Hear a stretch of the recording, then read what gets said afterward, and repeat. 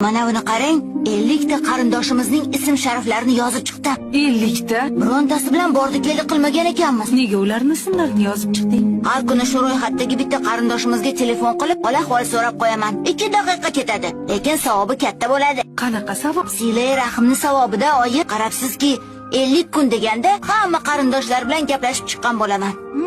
Buvingizni rosa yaxshi ko'rarmidingiz, Shodit tog'a? Axir dunyoda boshqa buvim yo'q-ku. Oxirgi marta ko'rgani qachon borgan edingiz? 1 yilcha bo'ldi shekilli. Telefonda qachon gaplashgansiz? 7 oy bo'lgan ekan. 7 oy.